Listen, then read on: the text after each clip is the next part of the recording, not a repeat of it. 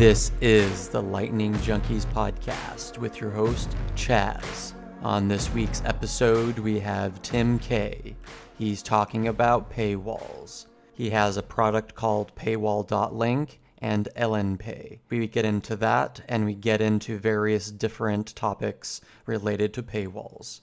Before we jump into the episode, I wanted to talk about a few things related to the podcast. The biggest one is that on the previous episode of the podcast with Andreas Antonopoulos, we had our first sponsor as well. This episode represents the first time that my partner is going to be editing and transcribing this podcast. As of this recording, my partner has already edited and transcribed the podcast, and now I'm just basically doing the intro and outro. We're basically building up the podcast to be a real business, as well as possibly building up a bigger production company as well. But we'll leave those ambitions to the side here for now. Let's go ahead and jump into the episode.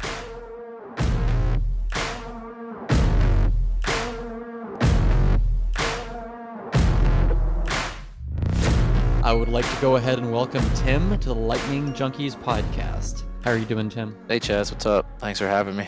Of course, man. I definitely wanted to have you on. I really like the Paywall app websites that you have up currently. It gives you a perspective on content creators. That's definitely a world that I've been trying to delve deeper into. I think having you here would be a good way to explore a lot of those ideas and get your take on all that. Before we do that, we're going to do the typical podcast thing and get your background before you got into Bitcoin. What was your life like before Bitcoin? I got into Bitcoin pretty recently, about 1 year ago. I was always interested in fintech stuff. My first job was working at a financial reporting firm, which I actually really liked. We filed 10Ks and Qs, quarterly stuff, regulatory stuff for public companies. It's a lot of the back office stuff that goes on behind the scenes, dealing with actual shares. I got into trading. My first touch with Bitcoin was just trading it, but I didn't really get it. And then last year, got it. In between that, did the financial reporting thing, and then the PawBoost Lost Dog app. That was about 5 years. Started 2014. Still doing that now. Then last year was just poking around with paywalls. Not talking about Bitcoin at all.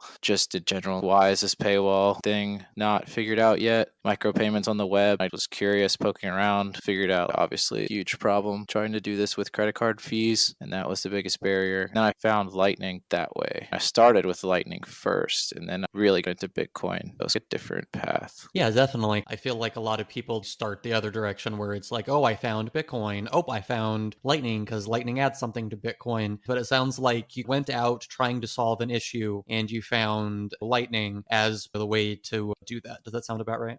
Yeah, I was like, oh, Lightning can solve this problem of the micropayments thing, which then could be used to monetize the New York Times article. I could just pay 50 cents to see something. That was the general thing I was frustrated with, where it was like, yo, they're leaving money on the table. I would pay for this, but I don't want to subscribe. I was trying to see if I could build a little side business or just explore if that was possible. Once I got into Lightning, I realized that it's pretty young. Bitcoin is also pretty young in the big picture. So I eventually started building things. Went to my first meetup probably 1 year ago, a month ago. Would you say that you're definitely into Bitcoin then, or are you just into Bitcoin and Lightning for its practical purpose in your app? I'm into it now. Once I got past the Lightning part and started studying Bitcoin, I was like, oh man. Started reading all the books, like typical rabbit hole behavior. You just start reading everything. You watch every Andreas Antonopoulos video. You just get sucked in. I read Mastering Bitcoin, and I'm technical engineering background too, so I got it from that perspective pretty quickly. But it was a lot harder for me to understand the economic side of it. I get money, or at least I thought I got money, but that side was really the fascinating part. I found out that I just agreed with a lot of it too, that I just didn't know how to put it into words. I would probably have the same thing when I saw a lot of the Ron Paul type of traits in Bitcoin land. I latched onto those for similar reasons. You were saying that you had latched onto the technology portion. What are some examples of things that the technology does that you find really interesting? Is it just the specific use case of the paywalls and microtransactions? If we're talking about Lightning, yeah, the microtransactions, I think, is one of the bigger technological achievements, just because it's not possible right now. That's what makes Lightning unique. I think that's extremely important because it opens a door to a lot of businesses and ideas and just things that just haven't been possible before. I believe that there's going to be a lot of creation, invention, businesses, and a lot of things that can take advantage of it. And it's so young right now that there's lots of stuff to do. And there's also the chance that none of it works or it's not useful. Microtransactions don't work on the internet, or people don't pay for stuff like that. It doesn't function. I think all that is just so interesting. And then there's obviously like the base chain, all the base layer Bitcoin stuff, which is solving of the Byzantine generals problem and all that stuff. But I feel like we all know that already. Along those same lines, one of the arguments that I've heard come up on the podcast multiple times before in relation to microtransactions is that at some point Lightning may not be suitable for microtransactions because the amount of fees that people might charge for liquidity is going to make it cost prohibitive or something similar to that. Do you have any opinion on that? I think that might be true. And based on some of the research people have done, I haven't actually dug into it as much as I should doing. Peter Risen had his critiques of Lightning, and some of those critiques are true. But I think there's still the bigger question of, are micropayments a thing on the web, and how are they going to be monetized, or how are they going to be used? If that ever happens where Lightning isn't feasible to do micro payments, there's going to be layer 3. It's going to happen. Yeah. And then it'll be micropayments on that layer, and layer 2 will just be for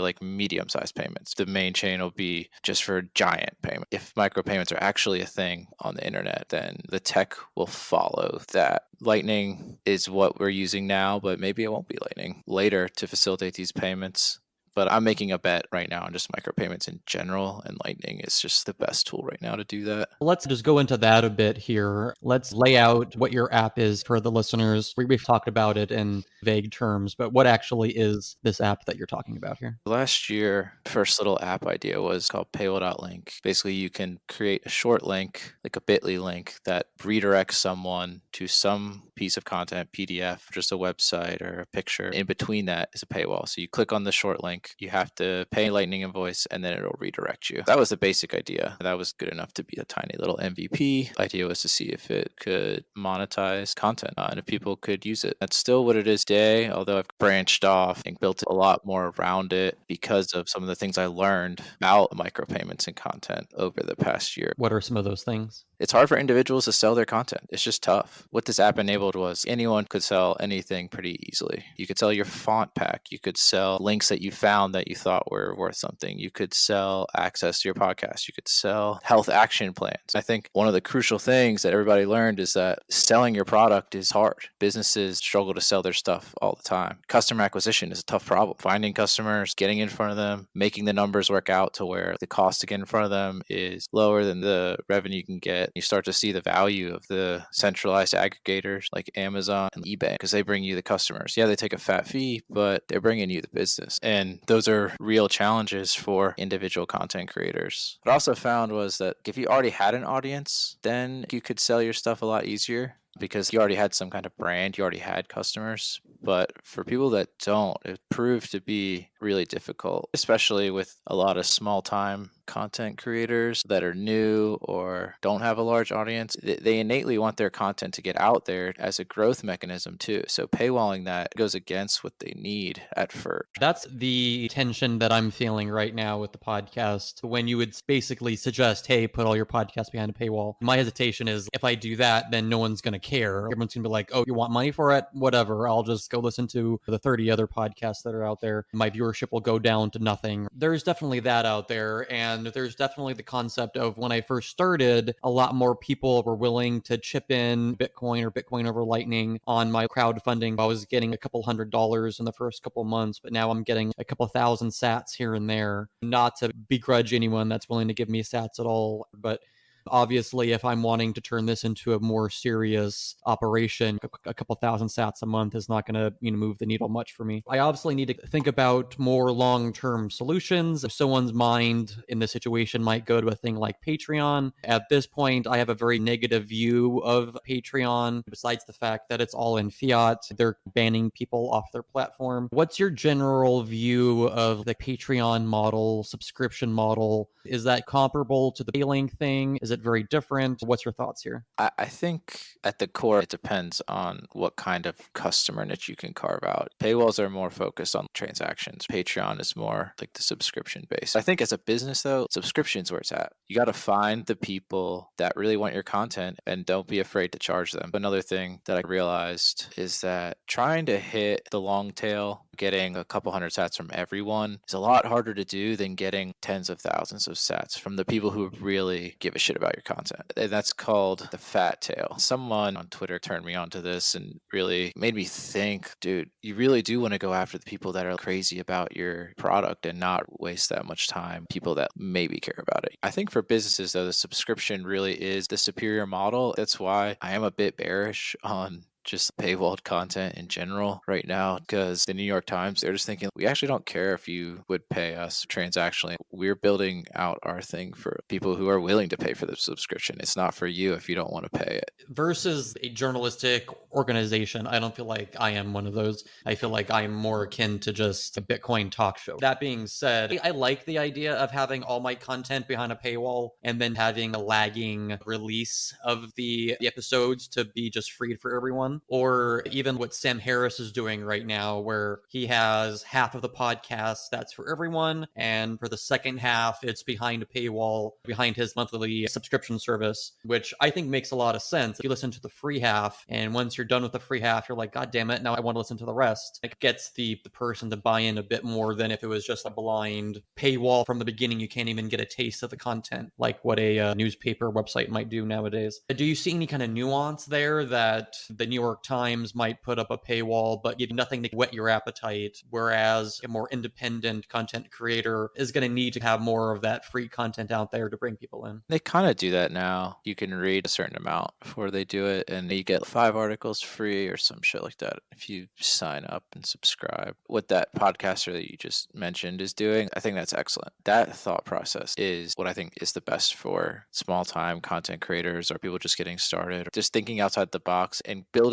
It's more than just the audio. It's you as the host, and there's all kinds of ways to monetize the podcast. Maybe there's like an extra part you record at the end. Maybe there's a Q&A session that's paid. There's lots of ways to do it. I do think subscription is the best for the business, for the content creator. I think that's the only way that they can actually make it work for them, which might not be the best for the customer. Some people might be like, yo, I just want this one episode. I just want to listen to that. Maybe you can release that later, 2 months from now, but trying to build out an audience that is giving to you monthly for your ongoing work, you got to see if you can find those people. It might not be that many, but those few might be willing to pay a lot. It's the idea that 20% of your audience is going to give you 80% of your revenue. I think that's the truth right there. What are your favorite use cases that you've seen for the paywall app? Fonts were one, vector packs, health plans. The very first paywall was a Rickroll. Trolling, of course, was the very first use case. I was watching people use it. I realized that a lot of people just started using it as a checkout page. A paywall basically is a lightweight checkout page. And a lot of people just started using it to sell more than just content, selling gift cards or selling all kinds of random stuff. That made me think like, oh, wow, this is so fast and simple that it's actually converting better for people. I got turned on to trying to just help people convert whatever they're trying to convert better by using the paywall.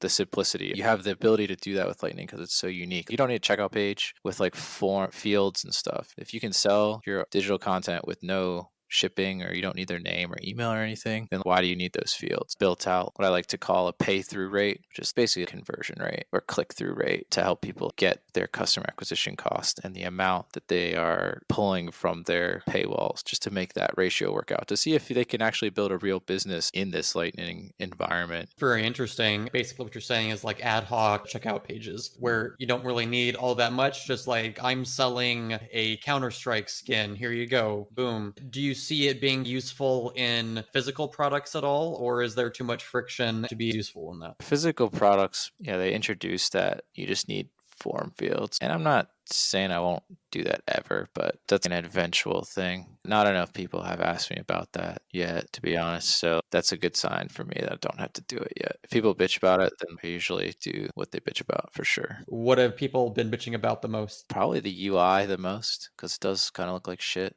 It's very basic and simple, and that's good. But customizing the checkout pages or the paywalls with skins and stuff, there's a basic way you can do it with CSS, but it's still pretty technical. I am trying to make it into something that's easy for people to use without much technical skill. That's on the paywall side. And I think it would increase conversion if you have a branded paywall. It seems as if you're not even leaving their site. People just need help selling their stuff. That's kind of what it comes down to. Do you see your ability to actually grow this website more? Do you think there's a lot of possible uptake out there? Sometime last year, I made a light pivot into what I'm now calling LNPay. I struggle with it because Paywall.link is a good brand domain name. And a lot of the growth of the operation has come from just the links themselves being pasted places. People seem to remember it. I did get a little bearish on the whole paywall idea for small creators a little bit last year. Started trying to build out a general payment processor, and the paywalls are the checkout pages like I was talking about. I think of paywalls as like a Lightning QR is a paywall. A lot of things can be created from that, like CAPTCHA. Instead of filling out a CAPTCHA, you had the Lightning QR and then you would get something. I feel like that's kind of a paywall. People pretty much think of paywalls as strictly for content. It's been pretty hard to get past that. Came up with the name LNPay. That's basically the same thing, but it's more focused on trying to hit a lot of these use cases just in general to help people adopt Lightning using quote unquote paywalls, but really Lightning tools. CAPTCHAs are one example. That's one good example. Could another example be using Lightning to log into something? So I have mixed feelings on using Lightning to log in with your node. I think that's tough for businesses to do because you need a way to talk to people and to engage with them. I do like collecting email on login. There's obviously the benefits of logging in pseudonymously with your node. You can argue there's key send and stuff or WhatsApp send messages, but I'm a little bearish on logging in with Lightning nodes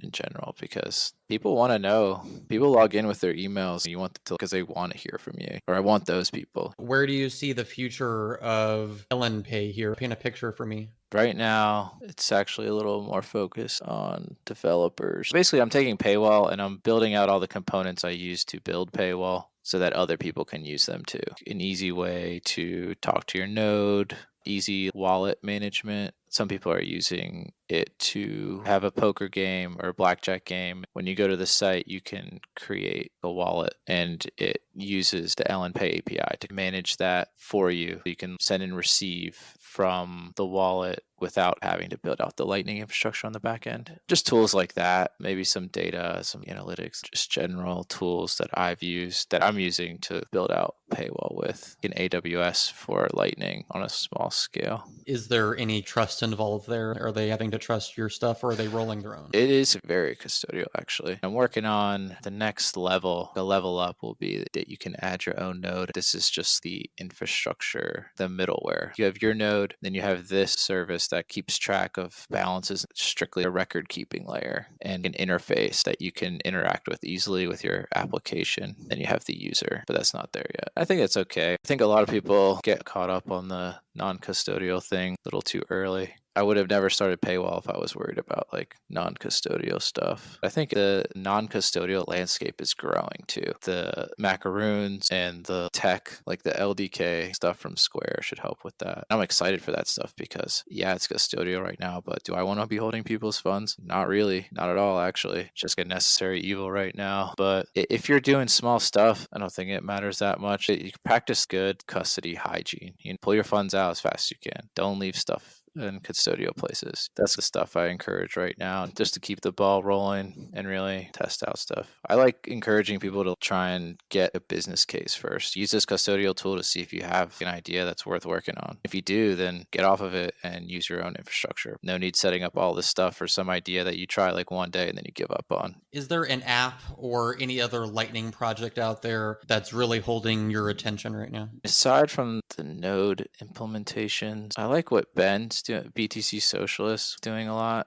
He has this lnbits.com project. It's pretty cool. He calls it bits and bobs. You can poke around and create little wallets and stuff really fast and faucets, little lightning hack stuff. I think that stuff's really cool. I don't know if you heard of that. I haven't heard of this particular one, but I've definitely heard of a lot of the point of sale systems that are on those little circuit things. I can't remember the name of it off the top of my head right now. Yeah, the M5 stack Yeah. set. So that's an example also of something that you can plug in with the LNPay API. You can power those nice and easy. I mean, those things look so cool. I actually wanted to get around to that. I just got distracted with Casa and MyNode and the Nodal projects that I'm doing. But I really wanted to grab some of those guys to have a point of sale system thingy for the Lightning conference, but I ended up doing a different project. But that's cool, though. I definitely like the idea of how you can just get some technology, throw it together, and now it's working, collecting money, sending money. It's very trust minimized, maybe not the extreme of that side, but maybe more custodial, but it's still very cool to see and gives you a good idea of where this technology is going. They're cheap and easy, little things you can spin up and just accept payments real fast. That's cool stuff. I think this leads me to go to think about BTC Pay Server. Do you have any particular opinion of what they're doing with their project over there?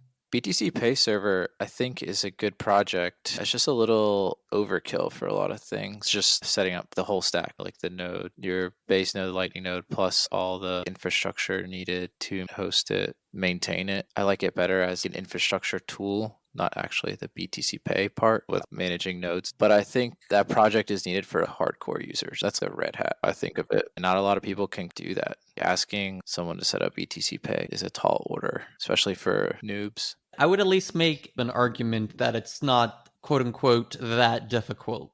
I'm probably speaking from a privileged position of knowledge, but I think if you read a tutorial as a noob, you're kind of technical. You don't have to be very technical, but kind of technical. I think you could probably get it set up. Whether or not you can maintain it might be a different issue. I found it's tedious to maintain it at times. I think one time I actually had to go figure out how Postgres worked in order to change some database values to get back into my BTC Pay server. I would say that's not within the grasp of most people, probably just to figure that out on the fly. I see a lot of value in being able to spin up my Bitcoin node, Lightning node, and be able to set up a website and start selling something all basically self-hosted with my BTC Pay server using something like WooCommerce. I started doing something with that, then I didn't really finish because I don't think anyone really cares about stickers that much. It seems like there's a lot of tools there. There's definitely a lot of value, but I think it's for a certain subset of people. The important part out of all this is the non-custodial part. Depending on your threat model or your security model, I think BTC Pay fits one of those, the most hardcore, very well. But as we know, it's more of a spectrum. I think there's a ground there where you can still keep non-custodial XPub style stuff and outsource the hosting to someone else. Everyone outsources hosting. You lose some privacy there, but if that's okay, if you're okay with that in your model, the custody of the funds is the most important part. That's why Lightning is so hard, because hosting, you have to host your Lightning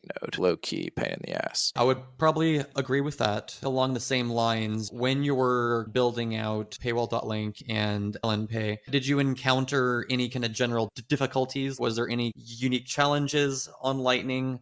What was the hardest thing that made it less straightforward than you wish it was? That's a good question. Setting up the Lightning node was probably the hardest part, and then it's kind of just been running. My node is in the cloud. It's in AWS. I've been traveling a lot. I don't know where I would put it, but it's been there, which has been nice because I don't have to really worry about it going down. Yeah. Upgrades were a little scary at first. And channel management, I actually haven't had to do a lot of channel management. It appears that my peers are all doing it for me, which is very interesting. My channels are a little out of whack now, but they've been pretty balanced for a while because people just keep opening and closing their channels to me and rebalancing their end of the channel. I feel like a leech, but I haven't really had to do much in that sense. Do you have any thoughts on channel rebalancing? Since you haven't had to do it, you haven't really gone into that world much? Well, yeah, it sounds like a huge pain in the ass, dude. I don't want to do it. That's why I've been putting it off. If it got to the point where I had no inbound or outbound, I couldn't process payments, I would do it.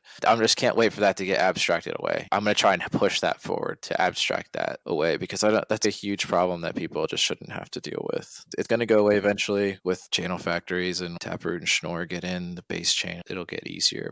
I can't wait for those days, or just general channel management stuff to just evaporate, really. I hope it does. I have my BTC Pay server in the cloud as well. I use it as my Lightning Network node that I use as a routing node. I found that it's not very straightforward to rebalance just in general.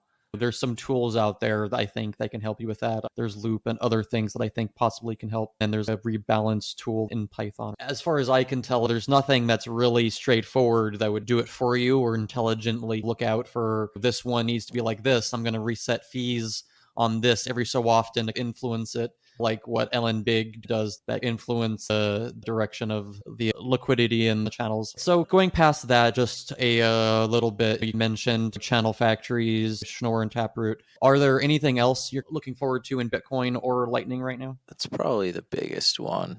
Some of the big things have already happened that I was waiting for. I was waiting for the macaroon, some of the macaroon stuff, the bakery stuff, because which is going to make building out a non-custodial aspect to like LN Pay a little easier with custom, easier to make macaroons. Keysend, I think, is cool practically. I'm not entirely sure all of its use cases, but I think it's cool. It's been fun to play around with Keysend. I think that's about it, really. During the last part of this, I want to take us to a slightly different direction here. Tell me about PawBoost. PawBoost started in 2014. It's basically a Amber Alert for lost pets. If you're in the US, you probably know what that means. If you're not, it's basically an alert for a lost dog or lost pet. We use Facebook ads to disseminate lost pet alerts. So you can send out a Facebook ad geo-targeted to a certain area. We just geo-target ads for pets and basically blow up people's phones on Facebook with pictures of missing animals. It's been going for 5 years now, and definitely what I spend most of my time on. I work on the Lightning stuff in the background. That's the day job. Do you find a lot of pets that way? Yeah, surprisingly a lot. We've helped reunite over 500,000. There's a lot of pets that go missing. It's a real problem, at least in the US.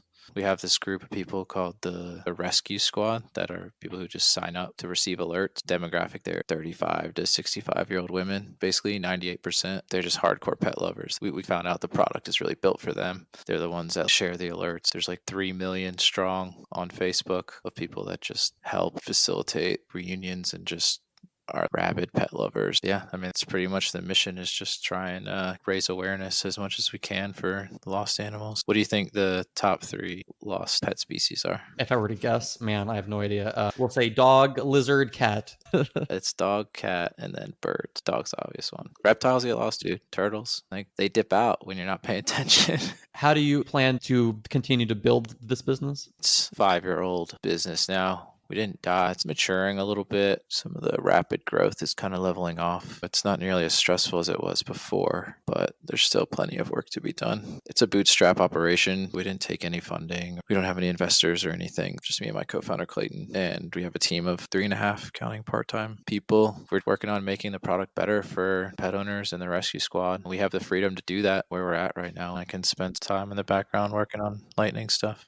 Do you see your two worlds mixing here? At first, I was hopeful of that, but then I was reminded our users get scammed a lot by people with Bitcoin. They're like, oh, I have your dog. It's going to cost you 5 Bitcoin sent to this address. That's people's first touch with Bitcoin. It's like, yo, they all hate it. They all think it's a scam. Honestly, we tell them if you get message anything with Bitcoin, it's a scam. It's going to take a while to come back from that, which is unfortunate, dude. It sucks. That's their first touch and it's not good. It's something that's just going to have to work itself out over time. That makes a lot of sense, especially given that context. I don't know how you come back from that. It's like, forget about that scam thing. Let's go ahead and, okay. I want to go ahead and talk about something that's slightly topical. I hope that by the time I post this, not too much time has passed, maybe 2 weeks, but I think at this point that might be a long time. I'm just going to go up and bring the coronavirus up really fast. You're in the United States, correct? Has life changed for you significantly? I've actually been a nomad since September of last year. I was hopping around. I went to 3 or 4 Bitcoin conferences in Europe last year. I haven't had a quote unquote home. Once Corona started rolling through, I was like, oh shit. I was in Ireland in February of this year. I was like, dude, I need to get the fuck out of here. I got back to the States February like 29. It was like the last day. I was like, all right, I'm going to post up in New York. And then just shit just started getting real. And I basically fled back to North Carolina where I'm from. I've kind of been all over the place, but that shit's real, man. I saw it coming when I was in Europe. It's been making its way everywhere. I mean, out of my element, to be honest. It's been a little jarring with the stock market market tanking, Bitcoin's all over the place, although I'm not really worried about Bitcoin at all. If anything, it's just on discount right now. It's an event. It affects a lot of the stuff you're doing, a lot of your relationships and friends and stuff. Something that I've been doing in this situation is thinking a lot. Having these kind of things going on has a way of slapping you in the face and forcing you to look at reality. Have you had any kind of interesting thoughts or profound moments in this time at all?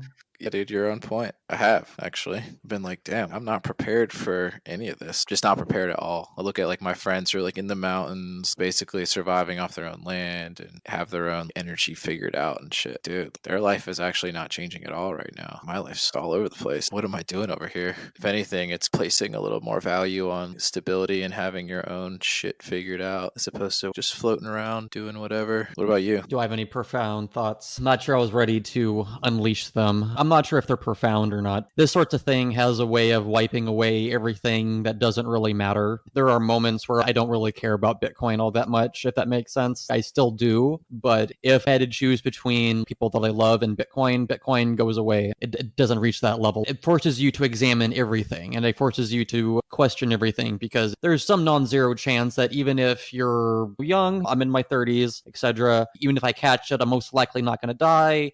Things like that. I'm totally cool with that. I'm not really scared of dying from it at all. Deeper moral implications become overwhelming. I begin thinking about random people. I begin thinking about Wuhan and how that city is in a mess of pain and suffering, and how that is creeping across the entire world. I spend way too much time contemplating that. Unhealthily, maybe. I can't do anything to really change the reality of any of that. So there's no good purpose in contemplating it for long periods of time. I mentioned on my Twitter that my partner doesn't have a job anymore because they worked in a restaurant, and all restaurants and bars were all shut down here locally. I see that happening in more places. I see more cascading effects from that. We have Trump talking about helicopter money. They would never even think about that 6 months ago. Now it's like, oh, we have to bail out everything. We need to give you guys $1 trillion. Everything can shift on a dime. Nothing's concrete. Your job means nothing. Stability means nothing. That everything is held together by a string, is kind of what I said on a tweet at some point.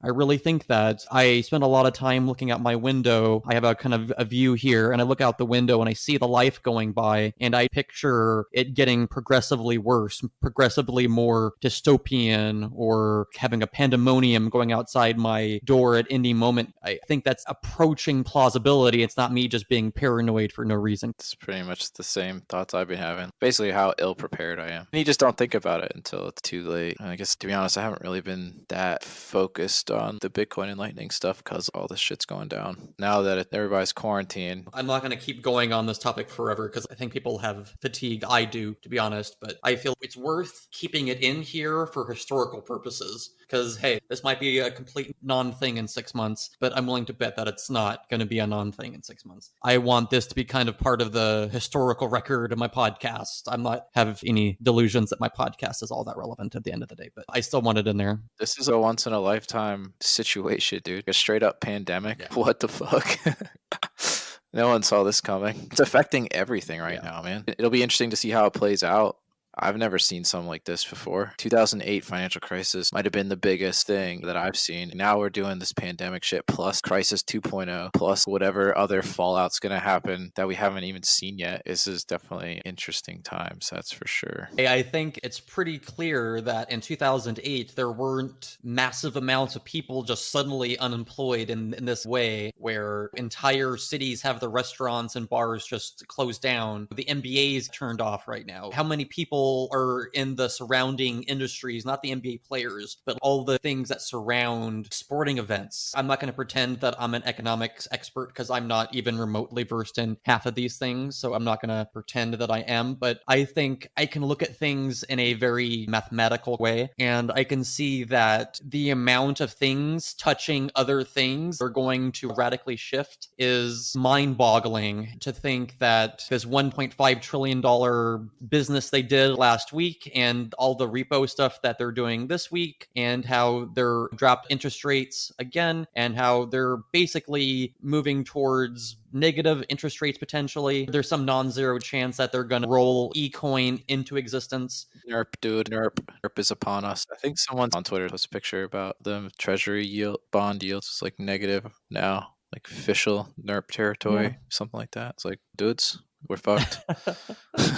Let me just bring us around here. Do you see Bitcoin being able to effectively help us? If the dollar does go to shit, Trump starts us on UBI type stuff, where we'll start giving people $1,000 each month until this thing rolls over or until this thing ends. This thing doesn't end anytime soon type shit. Do you see the dominoes falling from here type of thing? Does Bitcoin play a part in helping people recover or to stay afloat? I really don't know much about economics, but I don't see it being some overnight thing where all of a sudden dollars are irrelevant. But I do think that Bitcoin will continue to grow and do its thing. All this madness that's happening with the dollar, all that's going to continue happening. I don't think it's going to completely just capitulate one day, every day more bullish than the next. Just think of Bitcoin in this whole situation. Like there's all this crash. Bitcoin doesn't have circuit breakers. It can't cut the interest rates or do all these weird ass tricks to try and influence the market. Bitcoin's just surviving, dude. It's just doing its thing. I think people over time will start allocating money into Bitcoin and it'll preserve the wealth of the people that have it and just slowly grow and just be a good hedge. It's a little scary there for a second when it was tanking with everything else. I think it'll show itself over time as being the next gold. I think we can go ahead and leave things there. Was there anything else you want to go ahead and let the listeners know about the Paywall app or anything else like that? Not really, other than just shill it.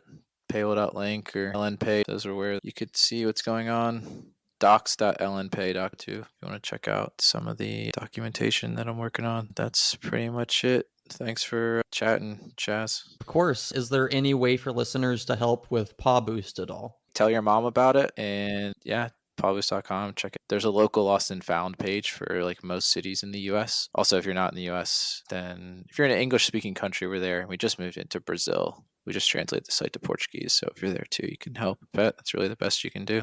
All right, perfect, man. I really appreciate you joining me on the podcast. Yep. Thanks, Chaz. Boom. That was the 27th episode of the Lightning Junkies podcast. What did you think? Did you learn anything? I definitely think that the paywalls subject is a very important one, or maybe just a more broad topic of monetization of content is a very important one, definitely in this coronavirus environment. As mentioned at the top of the podcast, my partner is now doing the editing and transcription of my podcast, so it'll be a bit easier for me to start putting out more content, creating videos, doing streaming events, things like this. Hopefully, maybe we could start even doing the other content and other podcasts that I have in my brain. But for now, I will see you on the Lightning Network.